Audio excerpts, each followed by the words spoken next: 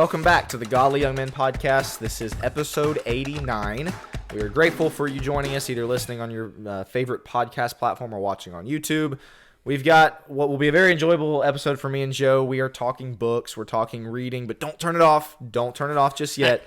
Obviously, we've had an episode about the value of reading before, but Joe had a really good idea for this episode where he thought about what if we took the 5, we ended up having to do 7 most impactful books that we've ever read and just talked about them. Because obviously if they've impacted us, we would argue that they're probably going to impact you. And so maybe if you're wanting to get into reading or maybe looking for some book recommendations, that you will purchase some of these or look into some of these at least. We chose these books for a reason. We're going to get into those. We've got some questions we're going to look at for each book. But yeah, so it's just kind of a top 7 list of, in no particular order, what are some of the books that have most impacted us. So from an introductory standpoint, Joe, what do you have to add? As you're going to notice, the Bible is not here. Of course, the Bible I was going to just bring the Bible and say, well, this is the most influential book for me. Do you need any other? Do you need No. Yes. Goes without saying. Correct. It goes without saying, so please nobody be like, well, what about the Bible? Yes, the Bible is obviously number 1, and that will always maintain, and that will stay number 1. That is the most impactful book in all of history. Make my top 7 like Matthew, Mark, Luke. Yeah, exactly. Or, well, I think it's probably like number 6 on my list of most important. Yeah, obviously not. Obviously, it's number 1. We're talking about different things, different books that throughout time have impacted us. I'm going to kind of walk... There's reasons for each of mine, and walk through maybe the earliest up to, not the most recent per se, but the one that matters most to me right now as it stands. And so that's kind of how I've structured it a little bit. I was going to joke that we'll just make this a manuscript, and you can read the transcript of the of this. And there you go, get that reading in. But so go through the questions we're going to ask real fast. Why is this impactful? And underneath that is like, how has this changed your life? How has this impacted you? And key takeaways from the book, like why should someone go out and buy it? So we don't have infinite wealth. We are giving you 14 different books. Yeah, it could get expensive. We may just give you some ideas. You don't have to buy these things, but these are the ones. And I would encourage you actually to make your own list. If you're not a big reader, your list is going to be rather short. If you're not, start reading. If you are, what books have impacted you? I'd love to know everybody else's list, books that really stood out to them. We'll kind of give that at the end as well. Since we have 14 books to go through as well, we'll probably move a little quick. I mean, that's about 2 minutes a book. Correct. So I might not answer every single question on here, but just kind of why this book that we brought makes this episode is, I think, the biggest thing. And what we can gain out of this. Yes, and so I am going to start on that, if that's okay. Number 1. This is a goofy one, and for those that have parents that are against this, I'm sorry. Harry Potter, the very first Harry Potter, and you go, are you serious? That's the most impactful? I've read, I think, hundreds of books at this point. This is impactful for a very specific reason, which is I hated reading until I opened this book. I'd read a couple things, but we're talking like small things that it was drudgery. Find a book that gets you to love reading. That is the point of this. You don't have to go out and buy Harry Potter, the Sorcerer's Stone, but find a book that's going to give you a deep love of reading. And yes, it was a fiction book in this case. Every other book that I've read since really started with this because of how much I learned to love it. So key takeaways from the book: a young boy named Harry at 11 goes... That's really why it's on my list. And the only thing I would say from that, this is why it's going to go a lot faster than 2 minutes, is just start reading whatever book series that's going to be for you. Whatever, if that's most of the time it's probably not going to be a nonfiction. A lot of times when you're young, it's going to be a fiction book that just... It really pulls you in, right? It's this strong pull to say, I got to go read that more. I'd get in trouble staying up late reading these books, and Mom would be like, you have to put it down. It's just so good. It's a page turner. Find something that makes you love reading. Yeah, so for me, I think just very briefly, that would be, there's some old, like written a long time ago, mystery books called The Hardy Boys. Yep. That was for me what really got me into reading, and they were all kind of Boxcar Children, A to Z mysteries. Like that was, of course, when I was like, 8-9 years old reading those, but that definitely inspired my love of reading. So I really like that you included that one, even though, from a practical standpoint, it's like, what have you learned from Harry Potter? Yeah, exactly. Not a lot, but as far as impact goes, it was very impactful. I literally I think I've read all 7 books at least 12 times in my life. Whew. Stupid. Why in the world would you do that? But you love reading. I loved reading it, and every time where I started to hate reading, I'd get back into it, and it'd reinvigorate my love, and then I'd start reading the rest of the books, and so I always had a focal point to come back to. All right, so my number 1, of course, cliche, I know, but there's a specific reason for it. Convicted, Dr. Brad Harrop, of course, my dad. the reason that I wanted to include this one is because I spent my entire childhood traveling with my dad, listening to his creation evolution seminars, and I got such an incredible foundation for how I can know that the Bible is inspired, how I can know God exists, how I can know Jesus walked the earth, the age of the earth, the answers for dinosaurs, all these things that are just, they have just made, from my perspective, given me such a rock solid faith foundation of like, I know that there's reasons for why I believe what we believe because I've listened to my dad's seminars. Well, then he put it in a book. And so it's like, this has influenced my thinking and impacted me in a significant way, just in the form of seminars, listening to him for 10, 15 years, and then it being put into a book. And so that's why it's impactful. That's why it's changed my life. Key takeaways. I mean, 20 chapters of just all kind of stuff that, again, are just going to shore up your faith. Why does God allow evil, pain, and suffering? That one's in here. What about the Ice Age, the flood, tackling evolution or attacking rather evolution, and like just so many things. And so it is a masterpiece of an apologetics book, and probably more than any of these, it has influenced my thinking just in the sense of like, I've never questioned believing in God. I've never questioned the Bible being inspired, and it's because of the information presented in this book. And so that's why someone should buy it. FocusPress.org, of course, shameless plug, but it's fantastic. I honestly thought about putting that one on my list. I've read plenty of apologetics. I've looked at all that stuff. In my opinion, this is one of the, if not the best apologetics book out on the market, and the reason why is because of its comprehensive nature. Its ease of reading. It is not. It's very readable. It's very readable, very good. So yes, we're spending a little time on this, but seriously, we don't always tie this to Focus Press. We are a Focus Press podcast for those that may listen and not know. Presented by Focus Press. We don't say that all the time, but our company that and Brad owns. It's our highest selling Dr. product Harrod. by far. Yes, and by far, it's fantastic. If you don't have a copy, go pick yourself up a copy. I think that will be on your favorites list because I almost added it on mine. It's that impactful. Yeah, you're number 2. All right, number 2. Open by Craig Gross. I used to think it was Gross because like there's no way the guy's last name is Gross talking about porn addiction, Sure but enough. it really is Gross. Craig Gross, creator of X3 Watch, X3 Pure. I did that 30-day intensive on or online thing for getting out of porn addiction.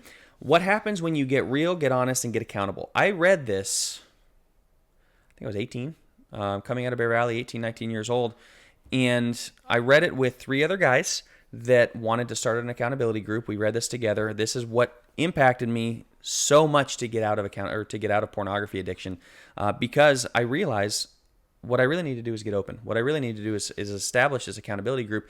When we read it, it really gave us a good understanding of how to be accountable, how to have this, to run a group and things like that, and the importance of being open. So is it the best book I've ever read on the subject?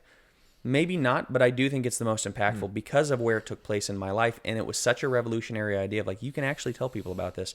You can actually get open. So those are the key takeaways. Is it's going to go into the accountability, accountability being safety. What does accountability require? Being honest, things like that, and why that's so important in small groups. And I mean, there's just so many things. Reputation ruined, and like, if you are struggling with pornography, you're struggling with getting accountable and being honest with your life. Read Open by Craig Gross. I like it. Very good. All right, we're going to keep going. My number 2, The Holiness of God by R.C. Sproul. I read this when I was 17, I want to say. My dad had put together a list of, hey, these are the books that I really want you to read before you leave my house, before you get married and all that. I didn't read the whole list, but Holiness of God was on there, and so I kind of just dove into it. Qualifier, R.C. Sproul is not Church of Christ, and there's some things that he believes that I certainly do not. But when it comes to a book on describing the holiness of God, it's a pure masterclass. It is outstanding. And for me, why it was so impactful is because I'd grown up in the church my entire life and obviously knew I thought I knew what holiness was about, and yeah, God is holy, all that.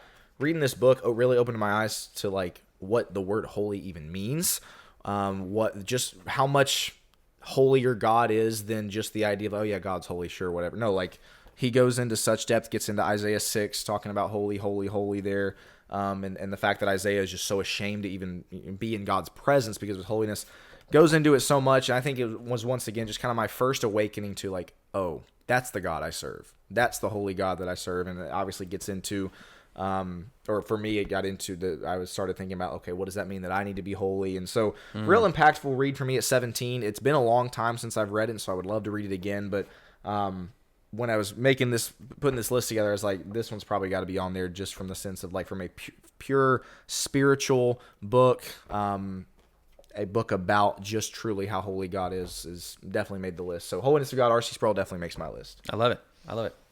I'm gonna have to. I've never actually read that one. No way. I know. You've got to read that one. I really got to read it. Jack's talked about it a bunch. You talked about it a bunch. Well, and just real fast, I would say the Holiness of God can be something that's like, man, that's pretty deep, pretty heavy. Once again, there's some heavy stuff in there, like very heavy conceptual things, but it's still very readable. It's still very. That's the thing with all of these books is, I'm not the type to just absolutely choose through the most boring stuff. It's like, but it's really good. Yeah. Like, man, if we're giving you a recommendation, trust me, I'm not the biggest reader in the world where the words are tiny and it's as 800 pages, dense as possible. Like John Piper, his Desiring God. He's a Calvinist. I don't agree with a lot of what his stuff is, but he's got some really good points in there. I think he's made some good points. I would actually probably discourage people from reading it at this point just because of the Calvinism. But at one time I read it.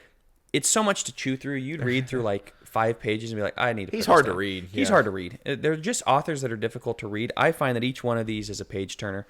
I'm definitely going to pick that one up. I've heard so many good things about it that, and R.C. Sproul is so good in so many ways. He's also a Calvinist. So yes, as Will gave that. But Spit Out the Bones, yeah. He Spit Out the Bones. My third I need to read this one. Of course. You have not read it, Tom? No, I need to read it. We're going to trade. Now I was going to say, my turn to be shocked, I suppose. This is fantastic. So, talked about it before. Power of Habit from Charles Duhigg is great. I think Atomic Habits beats that one hands down, and a lot of other people do. One of the biggest sellers in the world. We're on to, I think, several million copies at this point. But I've read through this at least a couple times. Read through this one. This is fantastic. It's about setting up habits. It's about you being a better person. Like, and Will, I think you referenced this episode or 2 ago. It may have been 2 episodes.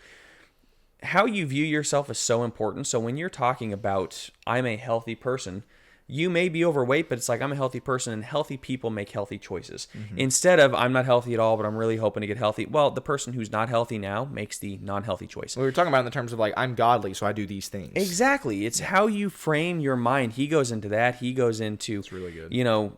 All sorts of stuff. The dopamine feedback loop. He goes into making them irresistible, how to break a bad habit. Good choices, how choices build on one another, the 2-minute rule.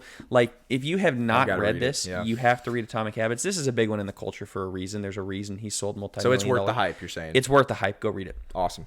All right, I'm going to get into my next one. I'm going to move quickly through this one because I've talked about it a lot. Number 3 for me, again, no particular order, but is Point Man by Steve Farrar. This one was on my dad's list. Read it. I was 17, 18. I think Rachel was in my life at this point when I read it. So I had to have been 18 at the time. And it's funny, like, growing up, I'm referencing my dad a lot in this episode, but listening to his talks, and obviously being a good husband, being a good father was a central talking point for us in the home. But why this impacted me so much is I read it, and it was a serious wake-up call to the duty of what being a father and a husband really is. And again, it's not like I didn't know that, but it was a serious wake-up call. He talks about the idea that you as the husband and father are the point man for your family, meaning you have to go clear the way and make sure there's no enemies in your territory, make sure there's no obstacles for your family to get over. Like, that is your job. And so you as a man have to be locked in. You've got to be focused. You can't be getting distracted. It's fantastic. He talks about the idea of being a one-woman kind of man. If you can only read one chapter, read that one, where he takes a baseball bat to the idea of like flirtatious men and guys that are, but I'm never going to do anything, but I'll, cast the glances. Like, he absolutely obliterates that whole mindset of like, you need to be a one woman kind of man. And once you find that woman, enough, be done with it. And so, yeah, as an 18-year-old, it was very impactful for me. And once again, been a while. I need to go back and reread it, but I would strongly encourage any young man that is wanting to get married and start a family, you got to read this book. It's fantastic. It's good stuff. That's good stuff. Have you read this one? I have not read that. No. We got to trade lists. Seriously, I'm just going to give you the stack of books. Have you read Harry Potter? No. On my list. Oh, my goodness. Yeah. We're going to have to trade lists. Convicted, obviously. My next book we've both read, but that might be the only one that we've both read. Well, here you go. This is actually my old copy. I could not find my updated copy on this. That's okay. The 7 Principles to Making Marriage Work, or for Making Marriage Work, rather. John Gottman, I think Julie, his wife, they're both PhDs. So Dr. Gottman, I should say, they are the foremost marriage experts in the world. They run the Love Lab up in Seattle. You look at it and go, well, you're a therapist, of course. No. If you're going to get married, I like push this in my premarital counseling with everybody. You have to get this book. It's incredibly practical. It's incredibly helpful. He has love maps where, you go in and ask a bunch of, there's like yes or no questions. How much do you know your spouse? The true or false. That way you can kind of understand, like, where does my partner fall on this? Solving problems, the 4 horsemen of the apocalypse of what you really should avoid, things like stonewalling and contempt and things like that can destroy a marriage. He goes into just invaluable truths like yelling doesn't mean you have a bad marriage. Sometimes that's how people communicate. It's actually those who go silent, who stop talking. That's when you know a marriage is really in trouble. It's basic, but it's just like, it really helps you understand and get a grasp on marriage. If I could suggest any marriage book for any couple, actually more than any biblical one that I've read those 2. I think he's Jewish. Him and his wife are Jewish. I don't agree with all his stuff. He's now doing more LGBTQ stuff I don't agree with. So it's not like blanket, hey, go out and check out all John Gottman stuff. This is an absolute must for those who are married or who are thinking of getting married soon. 7 Principles for Making Marriage Work. Love it. Awesome stuff. All right, my number 4. Once again, Joe and I both read this one. The 5 a.m. Club. This was a more recent one. Those 3 I've read. It's been quite a few years now. But, the 5 a.m. Club I read earlier this year. And not religious whatsoever. Nothing spiritual about it. But, man, talk about a kick in the pants when it comes to, like, we just had an episode, being structured with your day, and that is literally what this entire book is about. Oh, yeah. Getting your morning started off 5 a.m. He's, the 5 to 6 hour where the world is asleep and you are instead being productive. You're exercising for the first 20 minutes. You are then doing something kind of spiritual, meditating. Obviously, for us, it would be praying or Bible reading or whatever for the next 20 minutes. And then you're journaling or you're meditating for the last 20 minutes of that 5 to 6 hour, and just getting yourself set up to have the most productive way, the most productive day that you can have. The subtitle is Own Your Morning and Elevate Your Life. It's a fascinating book because it's not just a typical self-help book in the sense of like, hey, here's what you should do. It tells a story, and it gives the principles in a narrative type way where there's characters that are going through this story, and there's a love story attached to it, and all these things. Maybe a little cheesy, but at the end of the day, it was super impactful for me in the sense of like, man, I've got to get it together when it comes to my day, when it comes to my morning. And I think the one complaint I would have with it, Joe and I have talked about it, it's a little bit idealistic in the sense of like, he maps out every hour and says, hey, this is how you need to spend it. And it's like, okay, that's great if you have the standard job. If you don't, it doesn't work. But the principles of get your rear end out of bed, get your blood pumping with exercise, read and put away your screens, it's fantastic for getting your day structured. And so, again, we just had an episode about it. Very impactful for me. Yeah. It was a great book. It, like you said, a little goofy on the story, little idealistic. They don't have kids. That's a big one. Like, kids will throw a wrench in the 5 a.m. Club. But by and large, the way he writes it in the narrative is goofy. But you start picking up on like, well, that's weird. Why would he say it that way? Because I remember it. Yeah, like that's what I think makes it different than any. Yes. Like, there's probably a lot of that I wouldn't remember if it was just your standard self-help book. Correct. But that, and there's not much religion based to it. So he doesn't write from that perspective. But if you can just apply some of the principles, even if not all of them, you'll be way ahead. I would highly recommend it. It's very, very good. Next one for me is a parenting book that I read. Actually, I need to go back and reread this. It has been a while. This is Paul David Tripp's parenting. Just called Parenting, 14 Gospel Principles That Can Radically Change Your Family. I've read a lot of parenting books as well, partially for my job, partially because I just enjoy reading the parenting books. Whole Brain Child's great, No Drama Discipline. I think those are the same authors. Those are really good ones. Non-Christian. There are some really good Christian ones, Dr. Dobson, Raising Up Boys. Things that are good. This one to me is fantastic. Fantastic. Because, and I got the contents open. He goes into this concept of parents being ambassadors. You are merely trying to get your kids back to God. You are ambassadors for God on his behalf to your children. And so the calling, the grace, law, inability, identity process. He hits grace really hard on this, but not gentle parenting, grace-based in terms like you let your kids get away with everything. He gives a full structure. Now, if you're looking for ultra practical, just tell me how to do this. It's less about that. It's more of the theory of getting parenting correct, of getting your mindset set toward God, and how your parenting really is to be an extension of the way God parents us. And he just, again, 14 gospel principles. The gospel is throughout it. Please, if you are parents, new parents, I guess older parents, but this is really for the new parents or the people that aren't parents yet, go out and pick this one up. I would highly recommend it. Again, I don't agree with Paul David Tripp on everything, but this book has been incredibly impactful in how my wife and I have, because she read it too, how we've approached our parenting through a grace-based, gospel-based method. Another one I need to read. I have not read fantastic. That one, so. All right, my number 5 at this point. I had another apologetics book. I don't have enough faith to be an atheist. This one's a non-focus press work, so there are books out there that are good that are not focus press. I know it's a surprise. But I don't have enough faith to be an atheist. It's by Norman L. Geisler and Frank Turek. I read this one 3 or 4 years ago now at this point. And the reason why this one was so impactful is because while, Convicted was apologetics and covers a lot of that, and I kind of already knew, this book took it from the perspective of let's talk about just how crazy of an intellectual idea it is to not believe in God. And I think that's what I had never really thought about before of it takes it in the sense of okay, take it from the atheist perspective. Here's what you'd have to believe if you don't believe in the Bible, believe in God. And there's so many good things. Once again, this one's a little bit longer of a book, about 400 pages or so, but pretty readable. But it talks about just the idea of truth itself. It talks about the argument for design, the moral argument when it comes to Hitler, Mother Teresa. It goes in depth on the evidence for Jesus walking the earth. It goes in depth into the top 10 reasons we know the New Testament writers told the truth. How do we know Jesus really rose from the dead?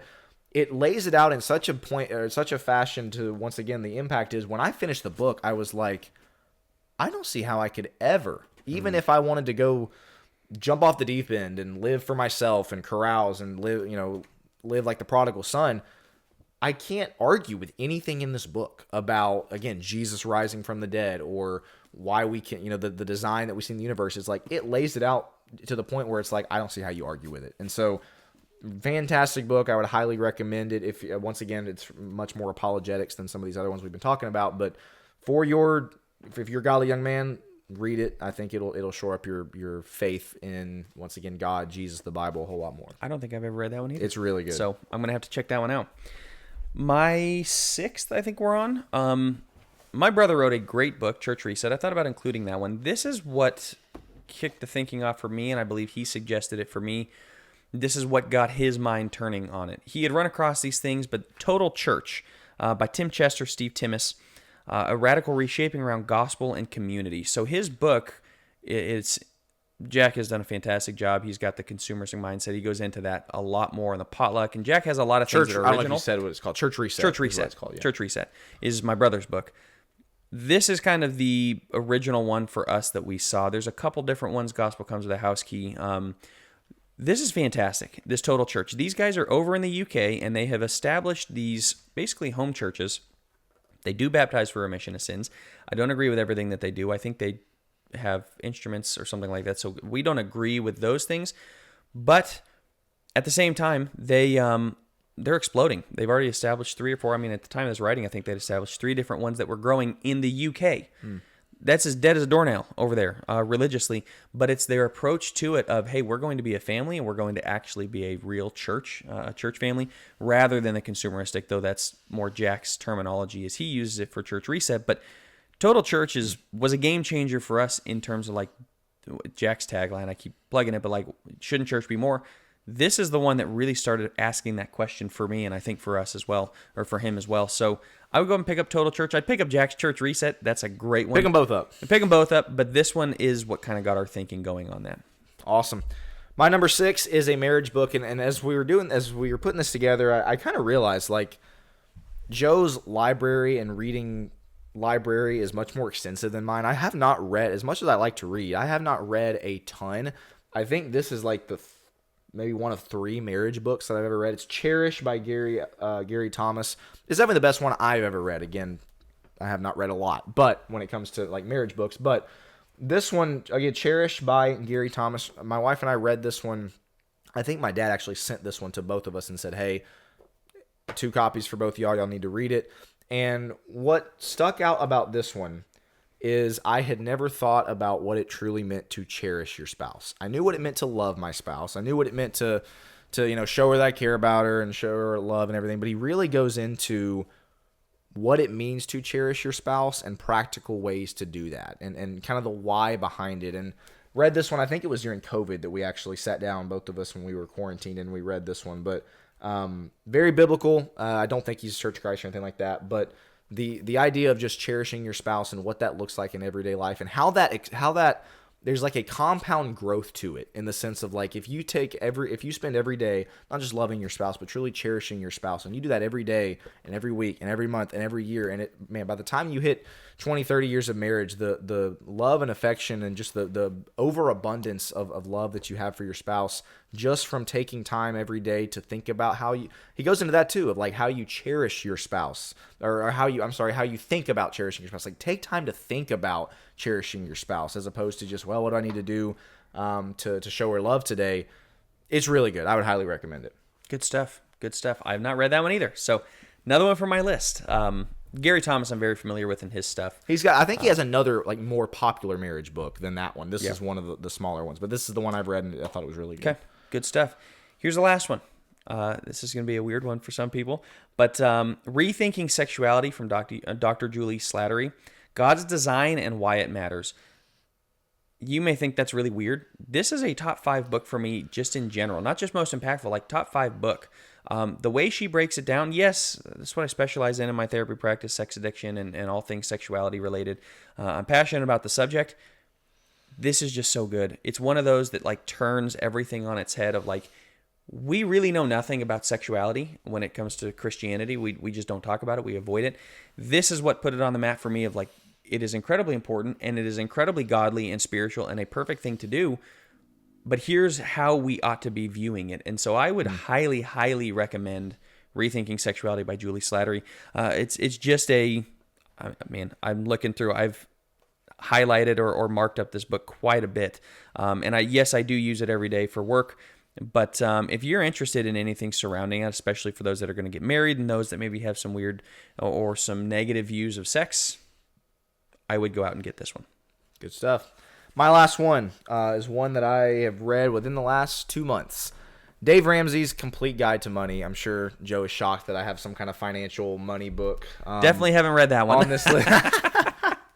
No, so obviously Dave Ramsey, very prominent figure in the finance world, and a guy that I've been familiar with for a while, but I never read any of his stuff until a couple months ago. I sat down and just read this book, and man, I flew through this book. This one was 320-something pages, and I flew through it. But man, he goes into so much here. The cash flow for your house, how obviously budgeting, how you get out of debt, what should you do about credit, what should you do about your buying decisions, how to handle insurance decisions, how you understand investments and planning for retirement, college. Like, it literally is just a guide to money. How to do this, how to do that.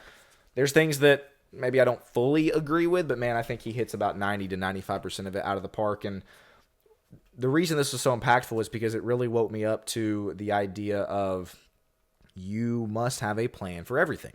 You must have a plan for every single dollar, at least if you want to hit a certain goal. If you want to get to retirement, if you want to leave things for your kids, if you want to get to a point where you can spend time later in life serving, going on mission trips, and not be tied down to an 8-to-5 job, then that's a great goal to have. You got to start now, and you got to start planning for it. And once again, just how much time we think about money in day-to-day life and how much money can impact us.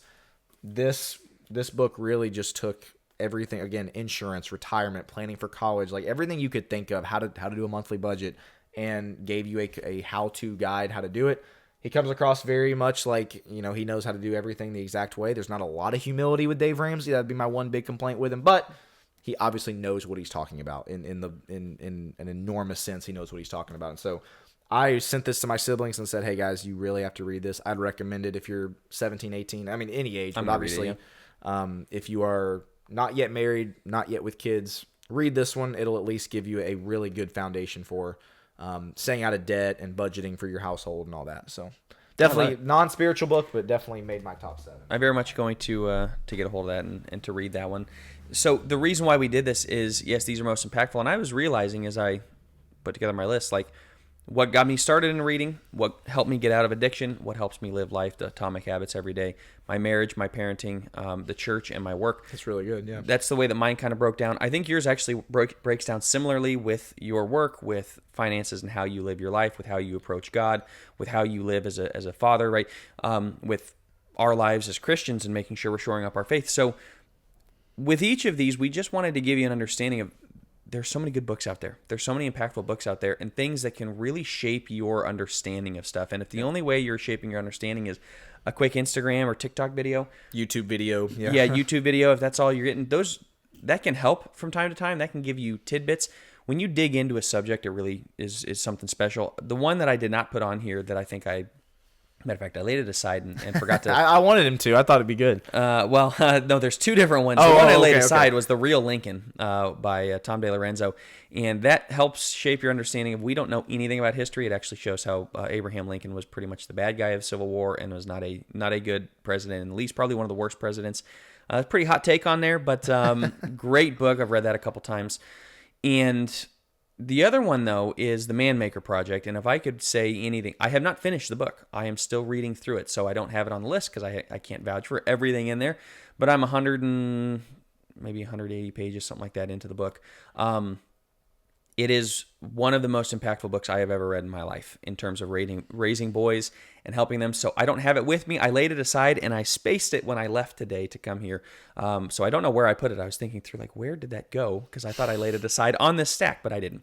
So yeah, The Man Maker Project by Chris Bruno, I believe it is. That would be the only other one I'd add to this that I would put top echelon. Like, if you do have boys, or if you are going to have kids, and they're obviously you don't know if you're going to have boys or girls, read that one. For those that don't even that don't even have boys or whatever else, it can still help because we're men, and it goes into father wounds, and it goes into creating, like, the whole point is making people men, right? Boys are born, men are created, I think, or men are made, is what he says. And so it's rites of passage. And for us boys, it is, for us guys, godly young men, it is so impactful as to, we didn't really get rites of passage. How do we know we're men?